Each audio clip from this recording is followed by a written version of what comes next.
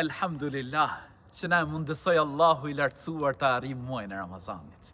Muaj i mirësive të mëdha. Talha ibn Ubejdillah, shok i profetit alayhis salam, tregon se dy njerëz erdhën dhe pranuan Islamin tek profeti alayhis salam.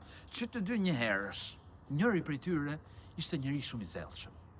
Njëri që nuk linte pra punë të mirë vetëm se garonte shumë në të. Tjetri patjetër që ishte besimtar i mirë, bënte punë të mira, por nuk ishte aq i zellshëm thuaç sa shoku i tij. Dhe ky shoku i tij, i cili ishte tepër i zellshëm, shkon merr pjesë në një betejë rrugt Allahut të lartësuar dhe atje bie dëshmor, ndërsa shoku i tij jetoi edhe një vit më shumë. Dhe më pas ndroi jetë, por ndroi jetë pra vdekje normale. Talha ibn Ubejdillah thot i pash që të dy në ëndër. Pra dhe përshkruan ëndrën, thot pash në ëndër sikur isha tek porta e xhenetit. Dhe thërret thirrsi thot atë personin i cili ndroi jetë thot një vit më pas.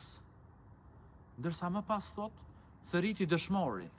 Pra hyri ai që ndroi jetë më vonë, pastaj hyri dëshmori thot, ndërsa mua thot më tha ti kthehu se nuk ka ardhur koha. Dhe ky ja tregon historinë shokëve të profetit alayhis salam.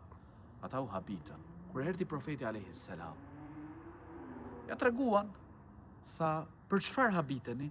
Tha, në dërguar i Zotit. Ai i pari që ndroi jetë i pari, pra ishte dëshmor dhe hyn pas atij tjetrit i cili jetoi pra më vonë dhe nuk ndroi jetë si dëshmor. Profeti alayhis salam tha, pse habiteni? A nuk ka jetuar një vit më shumë? Dhe përmend profeti alayhis salam se ka agjëruar pra një Ramazan, ka fal namaz, ka bërë kaq sejdë dhe aq sejdë. Më pas profeti alayhis salam, normal ata than po. Profeti alayhis salam i tha, distanca midis njërit atyre dy dhe pra në xhenet është sa distanca, sa largësia midis qiellit dhe tokës. Vlla im, motra ime, elhamdulillah që Zoti i gjithësisë na mundësoi me arrit muajin e Ramazanit.